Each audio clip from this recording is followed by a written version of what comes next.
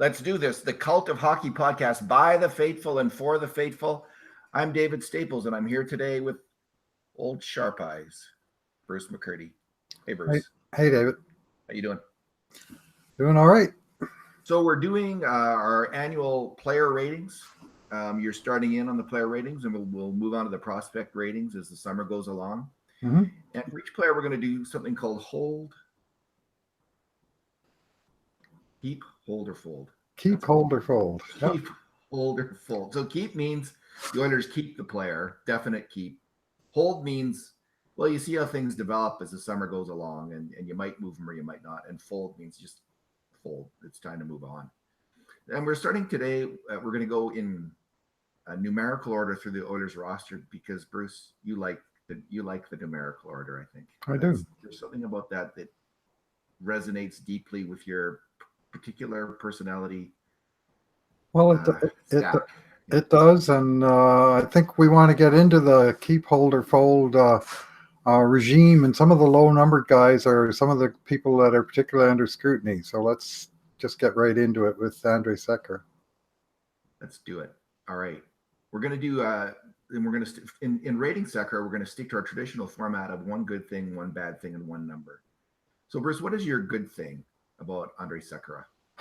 Well, good thing is that he can play defense in a rocking chair, as my friend Lowtide likes to say, where he can just really calm things down, make the puck do the work, make a good first pass, get the puck going north. I mean, when he is healthy and on his game, he is one smart cookie of a defenseman.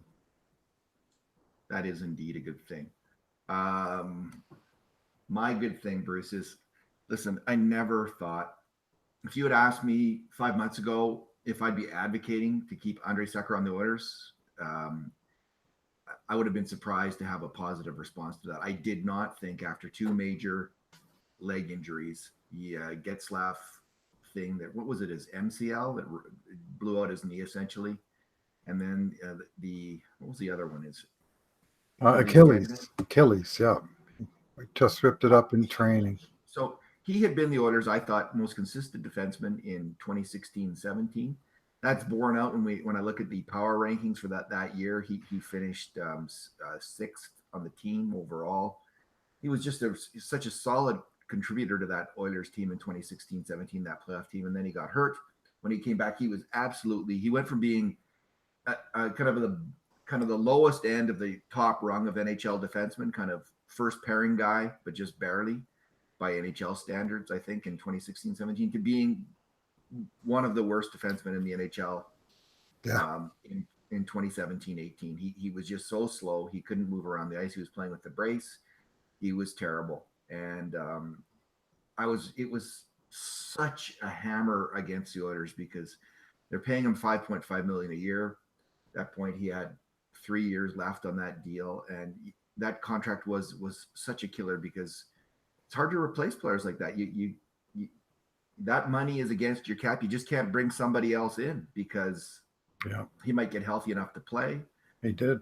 And it caused problems. It was it's in terms of what went wrong in Peter Chiarelli's, in terms of bad luck for Peter Chiarelli, that's one thing that was bad luck. The Oilers' story might have been quite a bit different, I think, these last 2 years if Andrej Sekera had been completely healthy. Anyway, I didn't expect him to return, but my good thing is he did actually this year return. I thought he's just such a fine skater and he's such a smart hockey player that he can still compete. He's going to be 33, but I see no reason why Andrej Sekera at 33 and 34 in the last 2 years of his deal can't be a decent top four pairing, maybe even return to that top pairing role for the Edmonton Oilers. So that's an amazing thing and good for him that he worked his way back and he's got that ability. So even though he's getting old, long on the tooth, his skating is so strong and his head is so fine when it comes to playing the game of hockey that I think he has that opportunity. What's your bad thing? That contract. 2 more years to run at $5.5 million. He's been the highest paid defenseman for the 4 years that he's been here. I would say that he was worth it, or certainly worth the top billing the first 2 years that he was healthy. and he put up seasons of 30 and 35 points in a solid top four role, and he certainly helped settle down the defense. Excellent in the second year, of course, the playoff year, when he and Chris Russell were fairly strong. Um, I'm not sure if they were first or second pairing. It was so close in terms of how they did that. But these last 2 years, you have this big sinkhole. It's like a $5.5 million cap hit with a value of very little. And you still got 2 years left. It's the last 2 years. Typically, when you sign these long-term contracts, you're expecting some drop-off. And even though in his case, the drop-off came in the middle because of injury, who knows to what degree he recovers his form. And in the meantime, you got $5.5 million on the books the next 2 years, and that's a bad thing.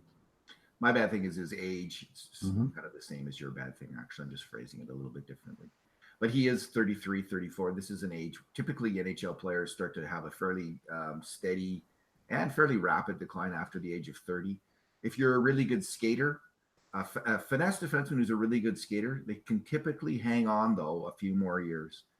But nonetheless, he is getting to 33, 34. So even if he hadn't been hurt, you would have expected some at least slight drop off in play Yes. for this class of player. But again, this class of player is a more hopeful kind of class of player than a grinding forward. The power forward who gets by on grit, hustle, and ferocity. Those guys tend to wear down around 29, 30. Yeah. These defensemen can last 34, 35 and still play at a really high level. I mean, there's all kinds of examples of this kind of defenseman doing really well. I mean, the name that just popped in my head was Brian Rafalski. He was always more of a point scorer than Sekera, but just kept ticking along. Yep. And there are really numerous examples of that player, but nonetheless, Sekera, because of his injury, because of his age, like that does there is some pause there, and if he gets hurt again, I mean, it's just more of the same. And is he injury prone now? Is he going to keep getting hurt? We don't know these things, so his age is the negative. What's your number? I'm going to go to the website puckiq.com, which is done by a couple of local guys, Wood Guy and G Money, as we know them on the internet. And they've broken down competition that players face into three categories: elite, middle, and what they call gritintensity. So basically, first line, second line, or middle six, and then bottom of the roster players. And for the Oilers this year, Andrej Sekera, he only played 18% of his minutes against elite competition. He was heavily sheltered by coach Ken Hitchcock on his return. 18%. I mean, this compares to Adam Larson, 35%, Oscar Klefbom, 35%, Darnell Nurse, 34%, Chris Russell, 31%, Matt Benning, even 24%. So he was really kept away from playing against the top. And when that's your number one salary, in combination with having to shelter him like he's a young player, that's a bad combination, unfortunately. That's a great number. He was put in a position to succeed, let's put it that way. And I would say in the limited role, he did succeed, but very limited role. Yeah, he was, you could see he was playing third pairing the entire time and playing against those third, fourth line players. And you can get a false sense of a defenseman. Yes. I find the defenseman's stats more than any other player's stats actually are affected by their usage. Mm-hmm. And you can get the second that a player moves up to play in a first or second pairing role, they can just start to collapse, leaking grade A chances against. I mean, we saw this with Caleb Jones, who was just crushing it in the third pairing, and then he got put up into the top pairing, and a couple of weeks later, he's back in the AHL because he was getting eaten alive. Mm-hmm. Player after player after player, Bruce, on the Oilers in the last few years, Darnell Nurse, Adam Larson, Matt Benning have been moved up into the top pairing and they go from maybe making a mistake a game, if that, on a major scoring chance, to making two or three often. They just they totally break down. So we didn't see Sekera in that role. And so I really think that number is an excellent number in framing the challenge ahead of him. The leap that he made from being a useful bottom pairing defenseman to being a useful top four defenseman top 4 defenseman. This coming year will be a big leap. But he's done it in the past, and I think he can. I personally think it's not a terrible bet. My number will be his grade A scoring chances plus minus, and this is how we've rated them all year, Bruce. And this is their major contributions to grade A scoring chances versus their mistakes, and we on grade A scoring chances against. So the kind of mistakes that lead to these really deadly scoring chances in the slot. Sekera was quite strong. He was, in fact, of all the Oilers defensemen, he made the fewest mistakes on grade A chances against. And he made a solid number of contributions to grade A chances for, and had one of the better numbers on the team. Now, you have to keep in mind, though, especially with the defenseman, like the top 3 guys on the Oilers who played more than 200 minutes were Caleb Jones, Sekera, and Benning. And they all have in common that they were third pairing defensemen generally. Yeah. And so I find these numbers are heavily influenced by usage for the defenseman. Nonetheless, all 3 of them did really well in that role, Benning included.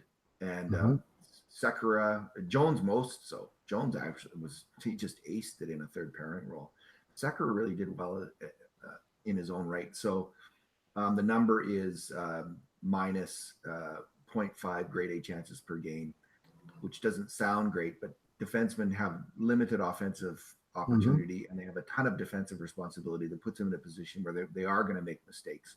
You expect a defenseman to make at least one mistake on a grade A chance against per game. Same way a shortstop's going to make more errors than a left fielder. It's just by position you have a different expectation and more emphasis on the defensive side, less emphasis on the offensive side. So for that reason, your method of counting scoring chances, the position that they play is a huge factor in it, and you just have different levels of expectation. That's right. So what you do is you compare the defenseman to the defenseman, the wingers to the wingers, and the centers to the centers, because they all have different positions with different expectations on how they're going to, different opportunities and expectations and responsibilities. But Sekera has a good number there. And again, he had an absolutely ghastly number. I think he was like so he's minus 0.5 this year. Last year, I think he was minus 1.3. Yeah, last year was brutal. Which is kind of like, in relation, that's like kind of Mark Fane kind of numbers. Put it in some context. Yeah, not good. So Bruce, okay. A rich man's Mark Fane. That's not a good situation. Yeah, not much richer, but richer. Okay. Keep, hold, or fold on Andrej Sekera. Yeah. Yeah. I'm wavering between hold and fold. And I like Andrej Sekera. It's nothing to do with that. It's everything to do with that contract and the sheltered minutes and can he come back.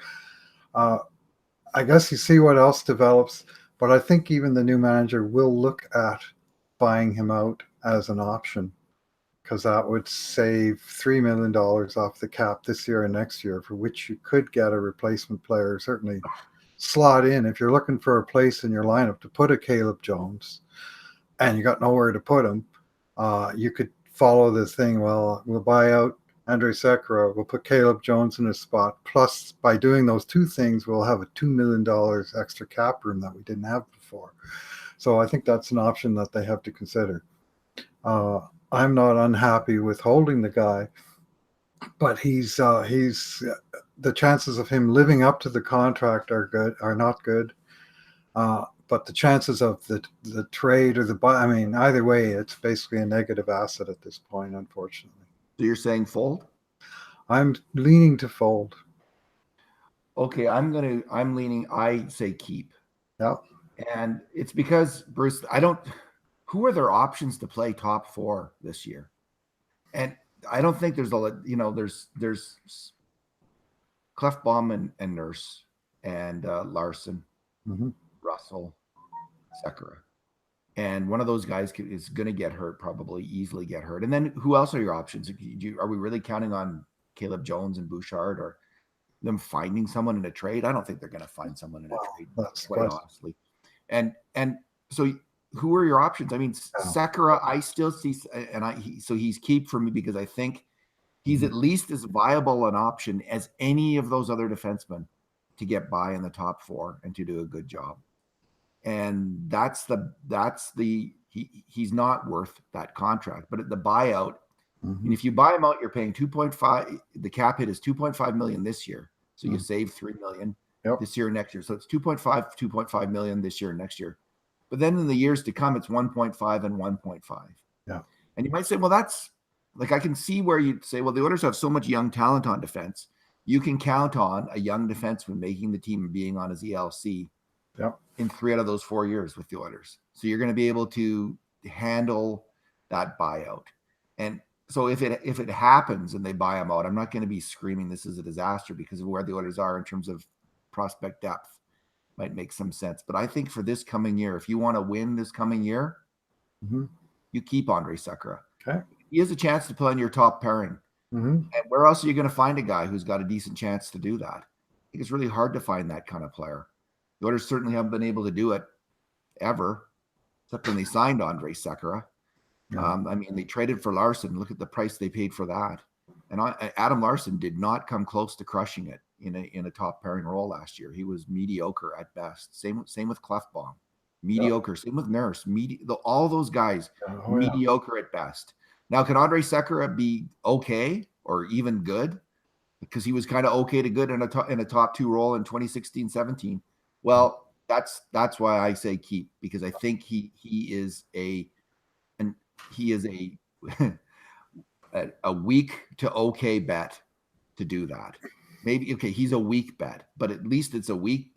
It's not a terrible bet, and I think because all the I just see other things as terrible bets to find a top pairing defenseman. Well, this is where maybe holding and seeing maybe something comes up that they can find some other solution, but maybe we agree on hold. Hey, Bruce. Yeah, well, we're kind of both coming from the opposite sides and maybe a little closer to the middle then. Yeah. But it's okay. I'm gonna, you know what, if they can trade for a certain top 4 D man. Oh, wow. But Bruce, I don't see that as so I'm gonna just say I'm gonna stick with keep because I think actually their number one priority is to find another goalie who can compete with Koskinen, because that position is so crucial, and I'm not sold on Koskinen. So that's their top priority. And their second one is to find another winger who can play in the top 6.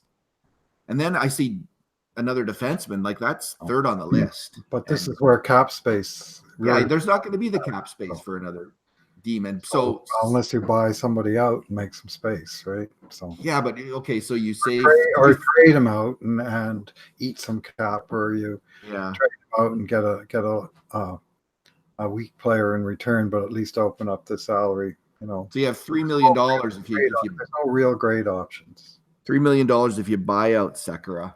Yeah. This year, can you get a top 4 demon for $3 million? Not easily. No, I think Sekera is a better bet. That's why I say okay. All right, Bruce. Let's leave it there, man. All right. Thanks for talking today. And in the meantime, and in between times, this has been another edition of the Cult of Hockey podcast.